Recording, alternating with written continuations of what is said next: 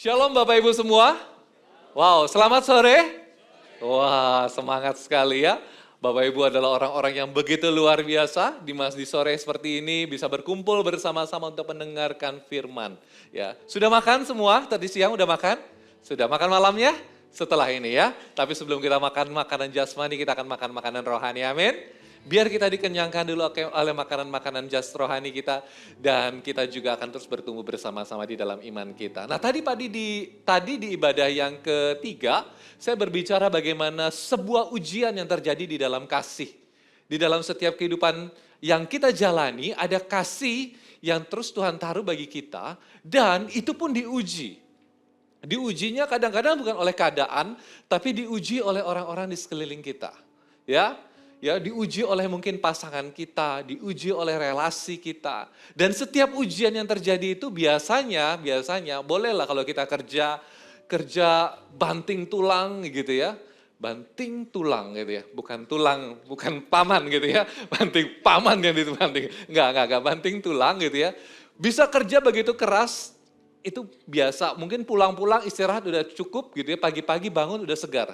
Tapi kalau hubungannya dengan pasangan kita gitu ya, yang dikikis gitu itu perasaan gitu ya. Itu udah dikikis, kalau perasaan itu udah dipotong pakai silet tipis-tipis gitu ya, dikasih jeruk lagi gitu. Ditaburin jeruk itu rasanya perihnya itu seperti apa? Saya selalu ngomong pada pasangan saya sama istri saya, kalau kita lagi berantem, kalau saya lagi berantem di kerjaan, di kantor gitu, biasa. Ya, pulang-pulang kerja selesai. Besok masih bisa bertemu ya. Kalau jengkel-jengkel ya paling sesaat gitu. Hubungannya nggak ada. Tapi kalau udah dengan pasangan, itu udah menyangkut perasaan. Wah, itu rasanya saya kalau pulang kerja masih berantem, di rumah saya masih bisa tertawa gitu. Tapi kalau udah berhubungan dengan pasangan saya, kita udah berantem, saya di kerjaan selalu akan merengut saja. Ya, dari pagi sampai sore merengut. Nah, kita lihat nih, nanti di ibadah ini kita akan belajar bagaimana setiap ujian yang ada di dalam kasih gitu ya. Dan nanti di ibadah ini kita akan belajar bagaimana kita mengambil kasih itu tidak berhenti di dalam sebuah perasaan. Harus masuk ke dalam sebuah tindakan yang nyata gitu ya. Perasaan dan tindakan yang nyata. Dan nanti di ibadah selanjutnya kita akan berbicara bagaimana sebuah disiplin, saat disiplin rohani kehilangan kasih, apa yang akan terjadi. Kita udah disiplin banget, bahkan kehidupan kita udah mencoba mengasihi, kita udah mencoba memberi, kita udah mencoba begitu bermurah hati, tapi kenapa yang terjadi di dalam kehidupan kita berbalik dengan apa yang kita inginkan? Ya, karena apa? Apa yang menjadi dasar? Bersyukur di bulan ini, di bulan Januari kita berbicara mengenai kasih, loving God, loving people. Ya, karena kenapa? Karena sepanjang tahun kita bisa melakukan banyak hal. Kita bisa mungkin mengejar banyak hal, kita mungkin bisa mencapai banyak hal, tapi dasar dari kehidupan kita tanpa kasih. Kita akan lihat tuh nanti di akhir tahun, sia-sia semuanya. Bahkan yang mungkin kita kejar, yang mungkin kita juga capai, semuanya akan puas hanya di dalam diri, tapi tidak bisa puas di dalam hati. Ya, hanya memuaskan kedagingan saja, tapi tidak biasa memuaskan kerinduan kita. Nah, kita belajar bagaimana pada ibadah yang keempat ini, kasih tidak berhenti di perasaan, tetapi melangkah di dalam sebuah keputusan. Masih awal Januari, masih 18 hari kita lalui di awal Januari sampai dengan saat ini. Tanggal 18, baru 18 hari. Ya, ini masih ada waktu buat kita untuk kita berbenah diri. 18 hari, kita masuk nih di tahun 2026, perasaan. Perasaannya kita tahun ini pengen apa sih? Ada yang punya sebuah gambaran tahun ini pengen apa? Mungkin pengen lebih dekat lagi, perasaan pengen lebih dekat lagi dengan Tuhan. Dia pengen diberkati lagi dengan Tuhan. Bahkan mungkin ada yang punya perasaan, saya pengen lebih sehat deh. Gitu ya. Terus saya pengen lebih langsing gitu kan, langsing deh gitu. Ya. Terus habis itu apa yang dilakukan? Berdiam diri aja. Enggak kan, kalau kita cuma, kita pengen langsing gitu. Habis itu nanti kita nggak melakukan apa-apa dalam sebuah tindakan. Nanti sampai di Desember kita akan langsung gitu ya. Enggak Bapak Ibu. Ya. Tapi ada sebuah tindakan yang harus kita kerjakan. Jadi kita bukan hanya perasaan aja. Perasaan saya Diselamatkan. Oke, perasaan kita bersyukur kita kalau punya perasaan diselamatkan. Tetapi keselamatan itu ada hal yang harus kita kerjakan. Perasaan pengen lebih sehat, tapi waktu kita mau sehat ada harga yang harus kita bayar juga. Ya, dengan cara mungkin makannya dijaga gitu ya. Nggak boleh goreng-gorengan gitu. Buat bapak-bapak yang udah umur 45 tahun ke atas, saya juga udah 45 tahun ke atas, saya juga jaga. Istri saya bilang, jangan makan banyak gorengan, jangan makan banyak manis. Saya bilang, apa gunanya lah hidup ini? Kan begitu ya. Enggak. Istri saya begitu sayang sama saya. Jadi saya bilang sama istri saya dalam perjalanan sekali, saya bilang, next, kita harus jalan-jalan lagi ya, kita harus sehat. Nanti anak-anak udah besar, kita udah mungkin berumur gitu, udah 50-60 tahun. Ya kita juga harus tetap kuat gitu, bisa berjalan bersama dengan anak-anak. Ya, nah di sini kita belajar nih. Nah di ayat yang kita akan baca bersama gitu ya, di dalam Kolose 3 ayat yang pertama sampai dengan ayat yang ke-17. Banyak sekali, 17 ayat kita akan baca pada sore hari ini gitu ya. Nah, dikatakan di dalam Kolose, kita buka saja Kolose 3. Kolose 3 ayat yang pertama sampai dengan ayat yang ke-17. Ini surat yang Paulus tulis untuk jemaat di Kolose. Tadi di ibadah yang ketiga kita berbicara itu surat dari Petrus. Ini surat dari Paulus yang kita baca. Saya akan bacakan saja langsung. Karena itu di ayat yang pertama, karena itu kalau kamu dibangkitkan bersama-sama dengan Kristus, carilah perkara yang di atas di mana Kristus ada, duduk di sebelah kanan Allah. Atau gini aja, kita baca bersama deh dari ayat yang pertama sampai dengan ayat yang ke-17, oke? Sudah dapat semua? Amin. Yang sudah dapat boleh lambaikan tangan. Oke, sudah dapat karena ada di depan ya. Ya, sudah ada karena ada di depan. Oke, kita akan baca bersama dari ayat yang pertama sampai dengan ayat yang ke-17. 3, 2, 1. Dibangkitkan bersama-sama dengan Kristus, carilah perkara yang ada di atas, di mana Kristus ada, duduk di sebelah kanan Allah. Ayat 2. Bukan yang di bumi. Yang ketiga, sebab kamu telah mati dan hidupmu tersembunyi bersama dengan Kristus di dalam Allah. Apabila Kristus yang adalah hidup kita menyatakan diri kelak, kamu pun akan menyatakan diri bersama dengan Dia dalam kemuliaan. Ayat 5, menghentikanlah dalam dirimu segala sesuatu yang duniawi, yaitu percabulan, kenajisan, hawa nafsu, nafsu jahat, dan juga keserakahan yang sama dengan penyembahan berhala. Ayat 6, atas orang-orang yang durhaka. 7, dulu kamu juga melakukan hal itu ketika kamu hidup di dalamnya, tetapi sekarang buanglah semua itu, yaitu marah, geram, kejahatan, fitnah, dan kata-kata kotor yang keluar dari mulutmu. Ayat 9. Karena kamu telah menanggalkan manusia lama serta kelakuannya. 10. Manusia baru yang terus-menerus diperbaharui untuk memperoleh pengetahuan yang benar menurut gambar kaliknya. Ayat 11. Orang bersunat atau orang tak bersunat, orang barbar atau orang skit, budak dan orang-orang merdeka, tetapi Kristus adalah semua dan di dalam segala sesuatu. 12.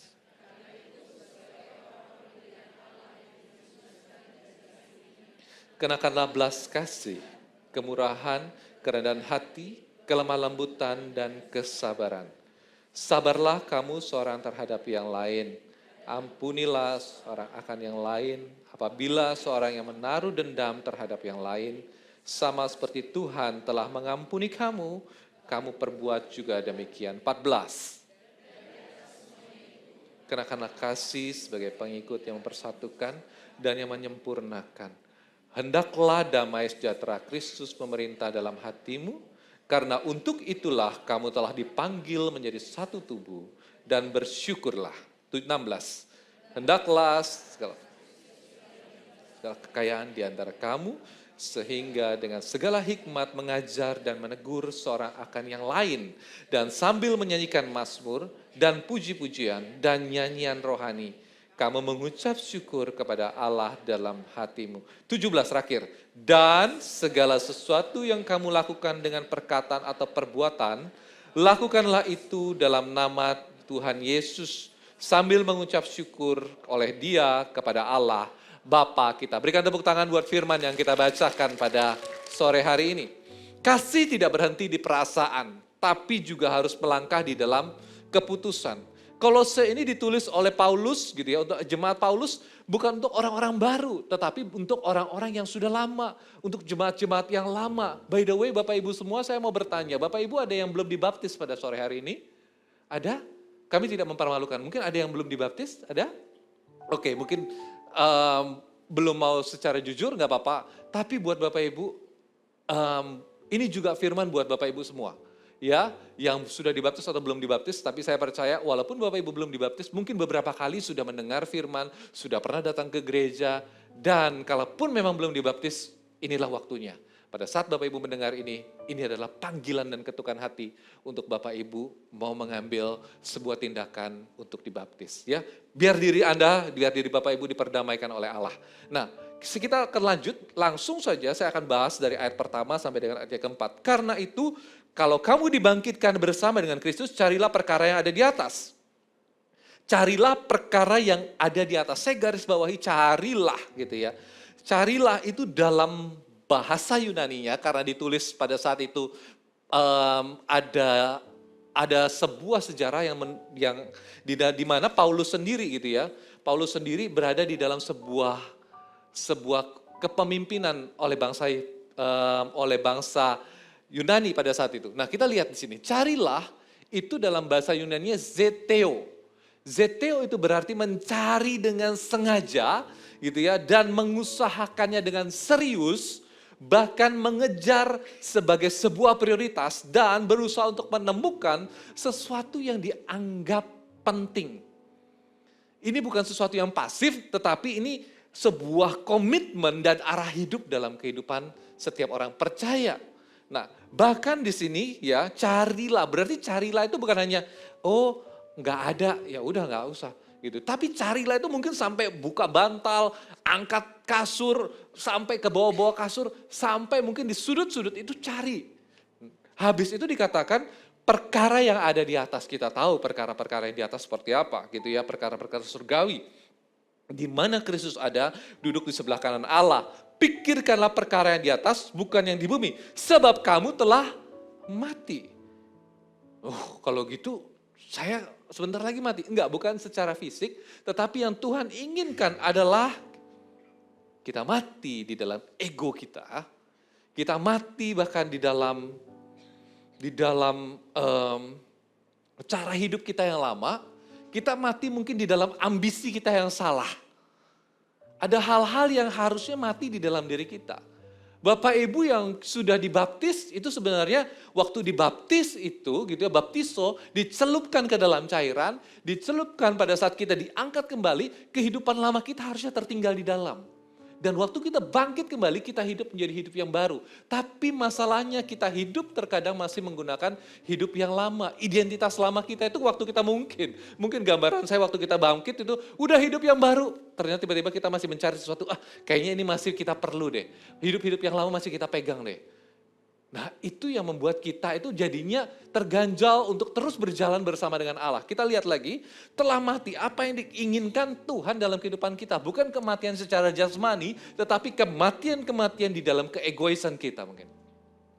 Ada hal-hal yang harus kita lihat, bahwa Allah itu begitu mengasihi kita. Kenapa sih egois kita mungkin harus dipatahkan? Apalagi berhubungan dengan pasangan, apalagi berhubungan dengan orang-orang di sekeliling kita. Kasihlah Tuhan Allahmu dan kasihlah sesamamu. Itulah hukum yang utama dan yang terutama. Nah, di sini kalau kita bisa mengasihi, kalau kita mau mengasihi orang-orang sekeliling kita, kita perlu juga untuk mengikis segala keegoisan kita. Terus habis itu dikatakan, dan hidupmu tersembunyi. Tersembunyi. Adakah sesuatu hidup yang tersembunyi, terus habis itu, saya menyembunyikan dosa. Bukan itu maksudnya. Ya, bukan itu maksudnya hidup yang tersembunyi. Hidup yang tersembunyi bersama dengan Kristus. Karena di dalam Kristus tidak ada sesuatu pun yang tersembunyi. Cahaya terang dari Kristus itu akan memancarkan kehidupan kita. Dan bahkan di setiap sudut kehidupan kita akan terpancar oleh kasih-Nya. Tidak ada sesuatu pun yang tertutupi. Tetapi di sini kok kayaknya terbalik-balik gitu. Kenapa harus tersembunyi di dalam Kristus? Seperti ini. Nah, kenapa hidup kita harus tersembunyi di dalam Kristus? Supaya apa? Supaya kita hidup tidak ditentukan oleh prestasi kita. Kita tidak hidup ditentukan oleh uang kita. Kita tidak hidup ditentukan oleh apa? Jabatan. Oleh apalagi puji-pujian. Bahkan oleh mungkin validasi orang-orang sekeliling kita. Wah, kamu hebat ya. Gitu loh. Akhirnya kita tidak tersembunyi di hadapan Allah, tetapi kita bahkan berdiri di depan salibnya. Kita lihat, ini karena saya nih. Karena itulah Tuhan pengen hidup kita itu tersembunyi di belakang salibnya. Makanya banyak orang berkata, Tuhan biarlah salibmu yang ditegakkan dan biarlah aku yang berada di belakang salib. Itu berbicara bagaimana jangan hanya perkataan kita, perasaan saya nih. Ya, hidup saya udah di salib udah di depan perasaan, tapi ada sebuah tindakan kita, apakah kita benar-benar mencerminkan kasih Allah di dalam salibnya. Kita lihat nih, ya. Tapi kenapa sih tetapi kita hidup itu bukan hanya tadi saya bilang tersembunyi di belakang salibnya, supaya apa? Kita tidak hidup dari prestasi atau uang atau jabatan kita, bahkan validasi orang, tetapi hidup dari apa? Hidup dari perkenanan Allah. Hidup dari firman-Nya dan juga hidup dari segala kebaikan yang Tuhan beri dalam kehidupan kita. Kenapa? Apa yang ingin Tuhan kerjakan kalau kita hidup di belakang? Kita hidup tersembunyi di hadapan Allah. Ternyata kalau kita tidak melakukan itu, kita akan mungkin rapuh saat kita nggak dihargai. Makanya tadi waktu ibadah sebelumnya saya berkata, kasih itu diuji pada saat kasih itu tidak dijawab. Gitu ya. Ya kan? Wah, udah capek-capek kerja pulang tidak dihargai oleh pasangan gitu. Apakah kita masih tetap mengasihi pasangan kita? Ya tadi seperti lagu itu. Walaupun Tuhan menjawab, walaupun Tuhan tidak memindahkan gunung, biar kasih kita melekat pada Allah. Wah, itu kalimat itu bagus banget. Tadi sebelum firman di ibadah yang sebelumnya saya berlinangan air mata itu. Nah, di sini supaya apa sih kita tersembunyi di hadapan Allah? Supaya kalau kita tidak rapuh saat kita tidak dihargai, bahkan kita tidak hidup di dalam pencitraan, kita juga di sini tidak tergantung dengan pujian dan bahkan kita sombong saat dipuji. Saya kemarin beberapa saat yang lalu, ya kurang lebih 2-3 minggu yang lalu gitu ya. Lebih lah, dalam hati saya terusik gitu. Tuhan kok enggak saya sih? Kok enggak saya sih gitu? Kok enggak saya yang di sana? Kok enggak saya yang di situ? Kok enggak saya yang di posisi itu? Saya terusik. Saya bilang Tuhan gitu. Terus tiba-tiba, kamu terusik ya. Tiba-tiba dalam hati ada ngomong seperti itu. Hai kamu terusik ya. Ayo kamu kalau gitu cek apa yang menjadi motivasi kamu. Terus habis itu saya mulai sadar. Saya mulai sadar waktu saya mulai menyiapkan firman ini saya disadarkan. Welly ternyata kamu terusik ya kan hal itu ya. Kok saya Tuhan kok saya nggak di sana, nggak ada di posisi itu. Kok saya nggak di saat itu sih gitu. Itu yang membuat saya terusik. Itu mengingatkan saya loh. Saya mempersiapkan firman ini beberapa minggu gitu ya. Dan itu firman itu selalu biasanya sebelum kita membagikan kepada Bapak Ibu semua, firman itu akan berbicara kepada orang yang menyiapkannya terlebih dahulu. Betul ya? Ya. Nah, menariknya di situ. Menariknya gitu, saat hidup kita tersembunyi di hadapan Tuhan, ternyata semakin nyata kehidupan kita. Ya, ternyata dampaknya itu semakin nyata di luar. Waktu kita mulai tersembunyi di hadapan Allah, dampaknya itu makin terlihat nyata loh di luar. Jadi kita nggak perlu cari-cari validasi orang, kita akan melihat bahwa Tuhan akan bekerja di belakangnya. Ya, kita lihat nih, Tuhan Yesus sendiri itu tersembunyi di hadapan Allah selama 30 tahun. 30 tahun tersembunyi dari umur kecil sampai dengan Yesus 30 tahun, Yesus tidak berkoar-koar di luar terlebih dahulu. Dia tersembunyi di hadapan Allah. Ya, dia tersembunyi di dalam sebuah lingkup Tuhan. Setelah 30 tahun, 3 tahun setengah pelayanan Tuhan Yesus ternyata mendunia. Hanya 3 tahun setengah mendunia. Ini yang Ini yang Tuhan ajarkan bagi kita. Sudah nggak usah cari validasi di luar sana. Ya, jangan cari validasi, jangan cari pengakuan. Biarlah hidup kita itu berada di balik salibnya. Setelah itu biar Tuhan yang bekerja. Amin. Boleh nggak ngomong pada kanan kiri, jangan cari validasi ya. Jangan cari validasi. Oke. Nah, poin yang pertama itu ini nih. Kasih kepada Tuhan dimulai dari arah hidup yang kita pilih. Kasih kepada Tuhan dimulai dari arah hidup yang kita pilih, gitu ya. Biar hidup kita pada saat ini mulai dari Januari sampai Desember, waktu kita mulai merasakan, kita punya perasaan, Tuhan saya ingin lebih dekat lagi, saya ingin lebih lagi dipakai Tuhan, gitu ya. Saya pernah di beberapa tahun yang lalu, saya ingatkan di awal tahun, saya selalu ngomong seperti ini. Ya, Bapak Ibu yang mau dipakai Tuhan tahun ini? Enggak ada yang mau dipakai Tuhan? Oke. Yang mau dipakai Tuhan, lambaikan tangan, ya. Yang mau dipakai Tuhan. Yang mau dipakai Tuhan dengan lebih dahsyat lagi, lambaikan tangan. Oke, kalau gitu boleh taruh dalam hati ya, boleh taruh tangannya. Kalau saya mau dipakai Tuhan, saya harus baca firman Tuhan. Saya harus saat teduh bersama dengan Tuhan. Amin. Itu janji kita loh. Dicatat tadi malaikat tadi sudah berdiri samping Bapak Ibu semua. Oh si A, oke. Janjinya katanya mau baca firman. Janjinya oke. Semua siap untuk baca firman? Wow, luar biasa. Berikan tepuk tangan buat Bapak Ibu semua orang-orang yang siap untuk baca firman sepanjang tahun ini ya. Nah, kita lihat terus yang poin selanjutnya. Saya akan bacakan di ayat ke-5 sampai dengan ayat yang ke-9. Karena itu matikanlah gitu ya, dalam dirimu segala sesuatu yang duniawi. Ya, matikanlah segala sesuatu yang duniawi, yaitu percabulan, kenajisan, hawa nafsu, nafsu jahat, juga keserakahan yang sama dengan penyembahan berhala. Semuanya itu mendatangkan murka Allah atas orang-orang yang durhaka. Ayat 7, dan kamu juga dulu, sebelum itu saya stop dulu dari ayat ke-5 sampai ayat yang ke-6. Ini adalah racun-racun dalam kehidupan kita. Ya, percabulan, kenajisan, hawa nafsu, kita udah tahu. Saya nggak akan bahas itu yang terlihat di mata dan itu yang mungkin dalam tanda kutip secara sosial itu sudah pasti orang akan menjudge itu salah. Ya, menjudge itu salah. Nah, apa yang merusak? Tapi bukan hanya salah secara sosial, tapi juga merusak jiwa kita. Dan apa yang merusak jiwa kita akan juga merusak keluarga kita. Karena apa yang kita lakukan, tindakan apa yang kita ambil, itu bukan hanya buat kita, apalagi buat kita Bapak Ibu yang sudah menikah. Kita tidak lagi dua, tetapi melainkan satu tubuh. Jadi apa yang kita putuskan, apa yang kita lakukan, apa yang kita ambil dalam sebuah tindakan, itu akan berdampak kepada orang-orang yang bersama dengan kita. Yaitu siapa? Pasangan kita, keluarga kita, anak-anak kita. Ya, apa yang merusak jiwa kita juga akan merusak keluarga kita.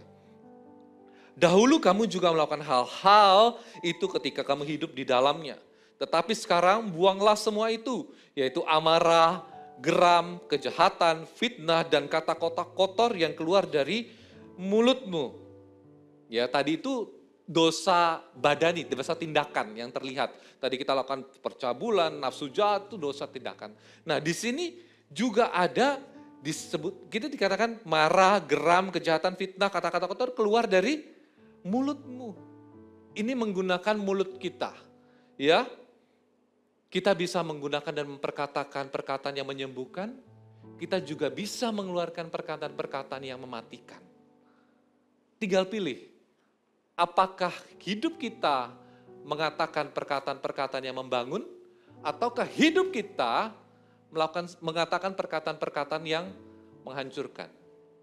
Pilihannya tinggal di kita kok. Tapi di sini kita belajar nih. Kita mau lebih baik lagi seperti tadi yang saya katakan. Pengen lebih baik dan lebih baik lagi. Kalaupun kita mau lebih baik, berarti dosa-dosa di dalam lidah ini juga harus kita singkirkan. Ya. Lanjut, di ayat yang ke-5 sampai ke-9 ini, poin yang kedua adalah mengasihi Tuhan itu selalu ada harga yang harus kita bayar. Ya, mengasihi pasangan kita pun selalu ada harga yang harus kita bayar, ya kan? Yang lagi pacaran, yang lagi pacaran nih, yang lagi pacaran. Proem-proem yang lagi pacaran? Enggak ada ya. Saya akan berdoa buat proem-proem tempat ini biar cepat dapat pasangan ya. Ya. Atau Bapak Ibu yang sudah menikah yang dulu pasti pacaran. Ya, Bapak Ibu waktu menikah pacaran bukan? Ya, pacaran dulu baru nikah kan ya. Enggak tiba-tiba kayak zaman Siti Nurbaya gitu. Tiba-tiba langsung dijodohkan, langsung habis itu nikah. Kan enggak, pacaran. Waktu pacaran perlu bayar harga enggak? Ya, bayar apa? Bayarin makan gitu kan ya. Enggak split bill ya. Enggak ya, zaman sekarang kan ada yang split bill gitu ya. Kita lagi pacaran, ya terus bayarnya sendiri-sendiri. Enggak usah pacaran kalau begitu ya. Ya belajar, seorang pria juga harus belajar membayar harga. Seorang wanita juga harus belajar membayar harga, bahkan dengan menjaga tubuhnya, membayar harga dengan menjaga tubuhnya. Ya, nah ada harga-harga yang harus kita bayar. Kita mengasihi pasangan, kita mengasihi sesama kita saja, ada harga yang harus dibayar. Bagaimana kita mengasihi Allah kita?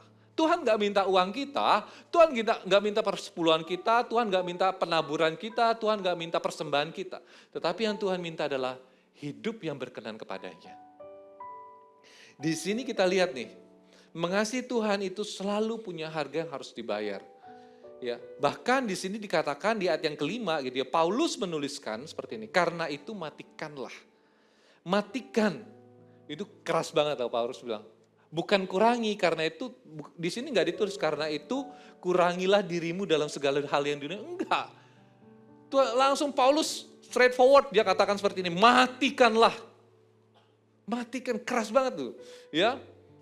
Karena kenapa? Karena kasih sejati itu tidak pernah netral. Oh iya, aku abu-abu aja. No. Mau hitam-hitam sekalian, putih-putih sekalian. Tidak pernah netral, kasih itu tidak pernah netral.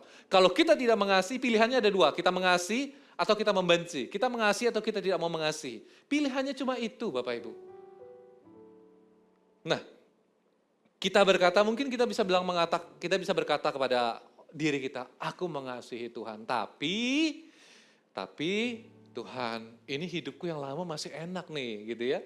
Kita bisa ngomong, kita berkata kita mengasihi Tuhan, tapi kita tetap hidup dan kita tetap menjaga, kita tetap memegang dosa yang sama. Bahkan kita masih tetap pegang pola pikir yang salah, yang sama itu. Dan kita juga masih punya reaksi yang sama. Ya, waktu kita saat ditegur, kita langsung bereaksi. Kita langsung juga berbalik untuk menyerang juga. Kalau seperti itu, kasih itu berarti berhenti hanya di perasaan. Kalau seperti itu, kasih hanya berhenti di perasaan, belum sampai kepada tindakan, belum sampai kepada keputusan. Ya, Pak, ada bawa handphone? Ada bawa handphone, boleh pinjam Pak? Boleh. Saya pinjam aja, saya nggak minta ya. Oh, bagus juga ya handphonenya ya. Oke, Bapak Ibu seperti ini loh gambarannya. Bapak Ibu pengen fokus, tapi Bapak Ibu lupa bahwa Bapak Ibu lupa mematikan handphone Bapak Ibu. Ya kadang bolehlah dikasih getar-getar supaya habis fokus. Tapi waktu Bapak Ibu baca firman, terus tiba-tiba handphone di depan, terus getar-getar, ret, fokus. Pasti Bapak Ibu pikir, siapa tuh? Gitu kan ya, siapa sih yang WhatsApp? Gitu. Atau lupa, atau dikecilkan aja. Ya dikecilkan aja suaranya, tapi tetap bunyi, ting gitu ya. Ya, atau kalau yang warna orange itu munculnya apa sih? Tenit gitu ya, muncul gitu ya. Kalau yang orange itu kan muncul kan, waduh ini ada diskon nih, apa ini? Apa sih biasanya 11 kah, 12 gitu ya. Nah, kita nggak akan mungkin bisa benar-benar fokus pada saat kita lupa mematikan handphone kita. Ya, kalau mau fokus sekalian aja matikan atau jauhkan sekalian. Jangan jauhkan lah, kalau memang handphone tidak bisa dijauhkan dari Bapak Ibu, kalau bisa dimatikan saja. Ya, kenapa gitu ya? Paulus berkata matikan, bukan kurangi gitu ya. Matikan handphonenya, bukan kurangi volumenya. Karena dosa dan kebiasaan lama itu seperti notifikasi. Ya, selama ia tidak dimatikan, dia akan selalu muncul, ting gitu. Ting, bergetar ya. Memanggil perhatian dalam kehidupan kita, bahkan mengganggu keputusan kita, bahkan juga menguasai arah.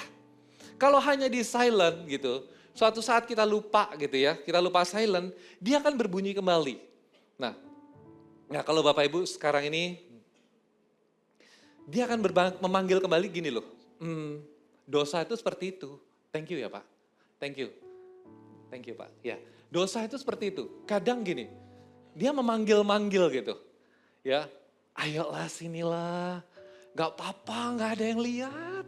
Ya kan, dikit-dikit nggak apa-apa, judi-judi dikit nggak apa-apa, nggak ada yang tahu. Kan uangnya yang dipakai cuma sedikit, yang dipakai kan cuma 10.000, nggak ada yang tahu, nggak berkurang kok rekeningnya.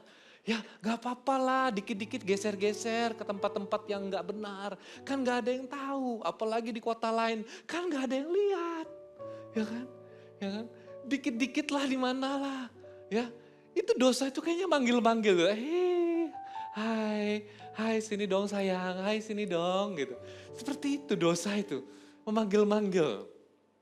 Kalau kita tidak sekalian matikan gitu ya, itu akan memanggil kita sampai seumur hidup kita. Ya, jangan Bapak Ibu bilang nggak ada orang yang melihat. Ya Tuhan melihat, tapi Tuhan jauh, Tuhan tuh jauh banget gitu. Enggak, Tuhan akan menaruh matanya kepada orang-orang sekeliling kita. Makanya tadi saya bilang, di ibadah sebelumnya saya bilang, saya beribadah di satu tempat gitu ya, bukan di Indonesia gitu, dan gak ada orang yang tahu mengenai kami. Tiba-tiba ibadah yang kedua waktu kami datang, terus tiba-tiba dia bilang, halo shalom pastor, kaget saya, ada yang kenal juga dengan saya gitu ya, padahal ini udah di benua yang lain, di negara yang lain gitu, ada saja yang kenal. Ya bukan hanya saya saja, berarti itu akan bisa berlaku kepada Bapak Ibu juga kan, gitu. Karena itu jaga diri kita. Ya, karena seperti itu mengasihi Tuhan selalu punya harga. Harganya apa? Tuhan pengen hidup kita setiap dosa-dosa kita matikan. Ya, nah di sini saya ambil sebuah tulisan dari Bill Graham. Bill Graham menulis seperti ini. The Christian life is not a matter of knowing what is right, but doing what is right. Kehidupan Kristen kita bukan sesuatu yang hanya kita tahu bahwa itu benar, tapi bagaimana kita melakukannya sesuatu yang benar. Amin. Bukan kita hanya tahu, firman Tuhan itu baik, firman Tuhan itu begini, firman Tuhan itu. Firman Tuhan itu menghidupkan, firman Tuhan itu menguatkan, tapi kita tidak pernah melakukan kebenaran di dalam setiap firman-Nya. Amin. Nah, kita akan lanjut lagi. Ya, kita akan lanjut lagi di dalam, itu poin yang kedua gitu ya. Mengasihi Tuhan selalu punya harga yang harus dibayar. Yang ketiga kita akan lihat di dalam ayat yang ke-10 sampai dengan ayat yang ke-14 saya akan bacakan. Dan mengenakan manusia baru yang terus-menerus diperbaharui untuk memperoleh pengetahuan yang benar menurut gambar kaliknya. Dalam hal ini tiada lagi orang Yunani atau orang Yahudi, orang bersunat atau orang tak bersunat, orang barbar atau orang Skit, budak atau mereka yang merdeka, tetapi Kristus adalah semua dan di dalam segala sesuatu. Ayat 12, karena itu sebagai orang-orang pilihan Allah, orang-orang pilihan Allah. Katakan, saya adalah orang-orang pilihan Allah. Sekali lagi, saya adalah orang-orang pilihan Allah. Sekali lagi, saya adalah orang-orang pilihan Allah. Ya, sebagai orang-orang pilihan Allah yang dikuduskan dan dikasihinya, kenakanlah belas kasih, kemurahan, kerendah hatian, kelemah lembutan, dan kesabaran. Setelah itu ayat ke-13, sabarlah kamu terhadap yang lain, ampunilah seorang akan yang lain, apabila yang seorang menaruh dendam terhadap yang lain, sama seperti Tuhan telah mengampuni kamu, kamu perbuatlah juga demikian. Dan di atas semua itu kenakanlah kasih sebagai pengikat yang mempersatukan dan menyempurnakan. Poin yang ketiga adalah kasih bukan soal apa yang ditinggalkan. Yes, oke, kita meninggalkan dosa. Tetapi kasih itu berbicara dengan seperti apa yang harus kita kenakan setiap hari.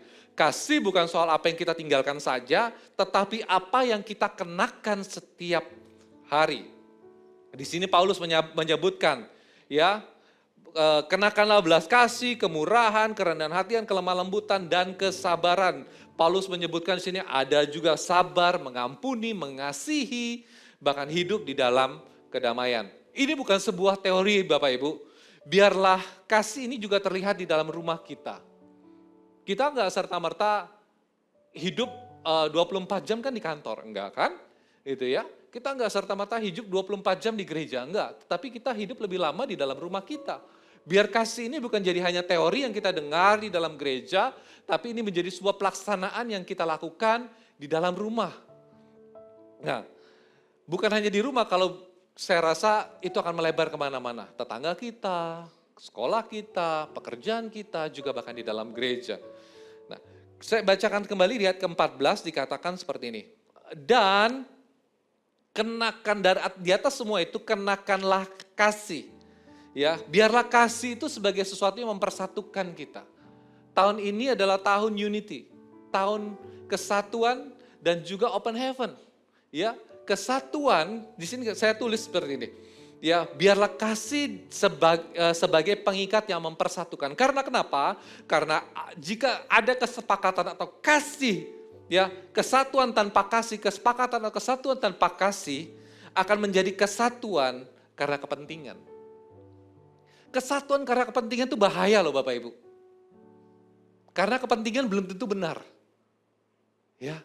Oh, kepentingannya golongan saya, kepentingannya buat saya, kepentingannya buat orang-orang saya, kepentingannya buat keuntungan saya. Kalau kepentingan kita berbeda, saya tidak akan bersepakat denganmu.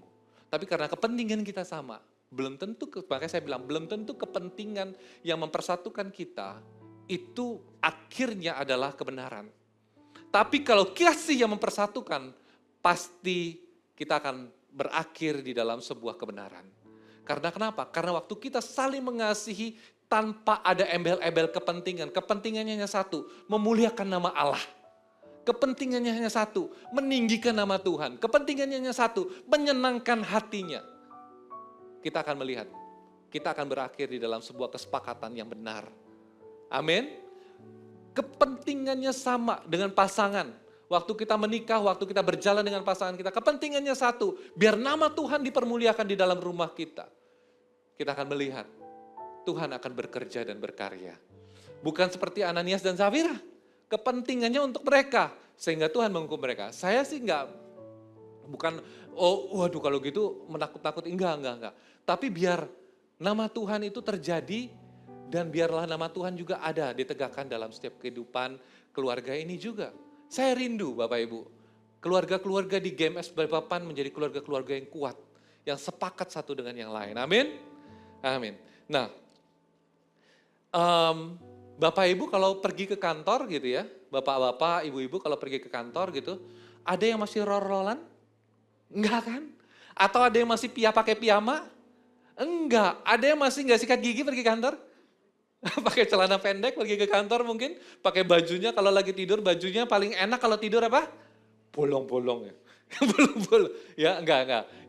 Ya pakainya yang pasti yang nyaman banget. Tapi apakah itu kita bisa pakai untuk pergi ke kantor? Oh, enggak apa-apa, perasaannya yang penting apa? Yang penting kan saya niat kerja, perasaannya niat kerja, kan enggak gitu. Ya kan? Kita juga makanya di sini dikatakan, kenakanlah, firman Tuhan mengatakan, kenakanlah belas kasih, kemurahan, biarlah di poin yang ketiga itu, kasih bukan hanya soal apa yang kita tinggalkan, tetapi apa yang kita kenakan setiap hari. Ya, bukan hanya niat kita, tetapi biar kita juga mengenakan sesuatu, kesabaran ada di dalamnya, kelemah lembutan, penguasaan diri ada di dalamnya. Nah, mengenakan manusia baru itu bukan soal perasaan, tapi soal kesadaran setiap pagi, siapakah saya hari ini? Siapakah saya hari ini? Siapakah saya bagi Tuhan kita? Siapakah saya bagi Tuhanku? Siapakah saya bagi pasanganku? Karena secara nggak sadar kadang-kadang kita bereaksi secara otomatis. Ya, kita bereaksi ini seperti gini, disinggung marah, ya kan? Ditekan defensif. Terus habis itu disalahpahami langsung nyerang. Padahal Paulus berkata, kenakanlah belas kasih, ya, kemurahan, kerendahan hati, kelemah lembutan, kesabaran. Maksudnya apa? Biar reaksi lama kita itu diganti dengan sebuah respon yang baru. Amin Bapak Ibu. Nah, selanjutnya poin yang keempat saya akan baca dengan cepat di ayat ke-15 sampai dengan ayat yang ke-17. Hendaklah damai sejahtera Kristus memerintah dalam hatimu karena untuk itulah kamu telah dipanggil menjadi satu tubuh dan bersyukur. Hendaklah perkataan Kristus diam dengan segala kekayaannya, gitu. Dengan segala kekayaannya di antara kamu sehingga kamu dengan segala hikmat mengajar dan menegur seorang akan yang lain sambil menyanyikan mazmur dan puji-pujian dan nyanyian rohani, kamu mengucap syukur kepada Allah di dalam hatimu. Dan segala sesuatu yang kamu lakukan dengan perkataan atau perbuatanmu, lakukanlah semua itu dalam nama Tuhan Yesus sambil mengucap syukur oleh Dia kepada Allah Bapa kita. Poin yang keempat, kasih diuji saat tidak kita pegang kendali. Maksudnya apa? Kasih diuji saat kita tidak pegang kendali, seperti ini. Paulus menyelipkan satu kalimat yang tadi Paulus nulisnya untuk jemaat Kolose ini straightforward terus gitu ya. Ya, pertama matikan gitu. Terus yang kedua di sini di ayat ke-15, hendaklah damai sejahtera Kristus. Nah, yang sering saya lewatkan itu ini, memerintah. Ini straightforward juga nih. Ini langsung. Ya, nggak ada tendeng aling-aling, pokoknya memerintah. Maksudnya seperti apa? Maksudnya bukan perintah untuk berbuat, tetapi perintah untuk menyerahkan kendali. Memerintah, siapa yang memerintah dalam hati kita? Hendaklah damai sejahtera Kristus. Memerintah dalam hati kita. Siapa yang memerintah diri kita? Damai sejahtera Kristus. Siapa yang akan memerintah di dalam setiap tindakan kita? Damai sejahtera Kristus. Memerintah, ini bahasa otoritas. Ya, bahasa seorang pemimpin yang mengatakan, kamu nggak harus A, bukan kamu boleh A atau boleh B, enggak. Kamu seharusnya A atau B, enggak. Kamu seharusnya enggak. Kamu harus A. Kamu harus hidup, ya, hidupmu harus diperintah oleh damai sejahtera Kristus. Sebuah perintah. Kasih kepada Tuhan bukan hanya soal disiplin rohani, tetapi juga soal siapa yang pegang kendali saat kita emosi. Ya, saat kita emosi, coba cek Bapak Ibu, waktu emosi, perkataan apa yang keluar? Waktu kita emosi, perkataan apa yang keluar? Haleluya, haleluya.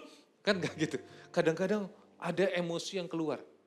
Ya, kalaupun kita bisa haleluya, biasanya kita pasti akan mengatakannya dengan lembut. Haleluya, gitu ya. Haleluya Tuhan, hari ini aku lagi digesek gitu. Ya, bisa ngomong seperti itu? Kita belajar bersama, saya juga belum tentu bisa Bapak Ibu. Ya, saya akan belajar bersama-sama dengan Bapak Ibu. Nah, banyak orang yang kelihatan rohani saat hidupnya tenang. Ya, kalau hidupnya baik-baik, puji Tuhan.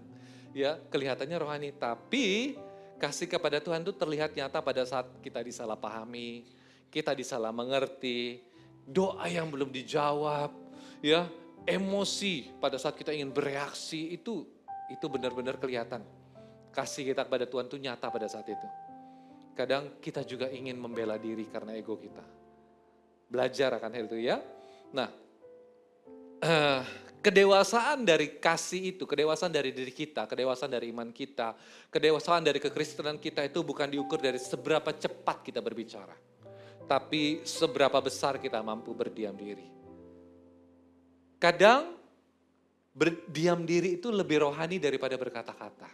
Karena waktu kita berkata-kata, kita ingin meluapkan segala keinginan kita. Kita ingin memuaskan segala perkataan kita. Kita ingin memuaskan segala keamarahan kita.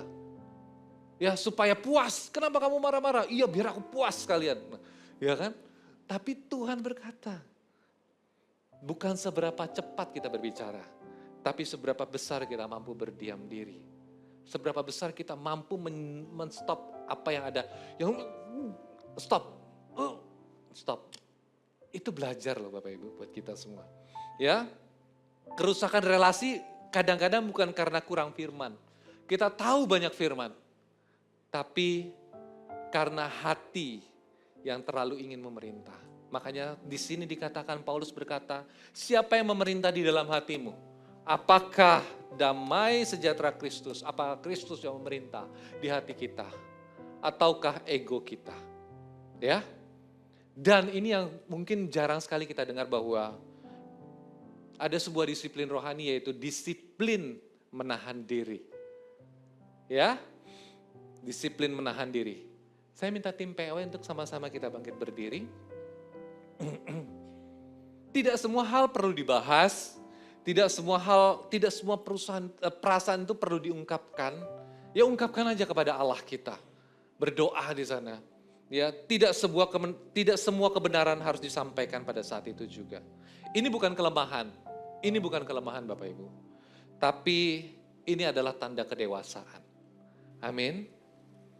Terakhir, satu hal yang saya tuliskan di sini, biar kasih kepada Tuhan diuji bukan pada saat kita taat. Oh, tidak ada tulisannya ya. Gak apa-apa, saya akan katakan saja. Kasih kepada Tuhan diuji bukan saat kita taat. Tapi saat kita rela kehilangan kendali agar Kristus tetap memerintah dalam kehidupan kita. Amin. 4 poin ini biar ditampilkan langsung.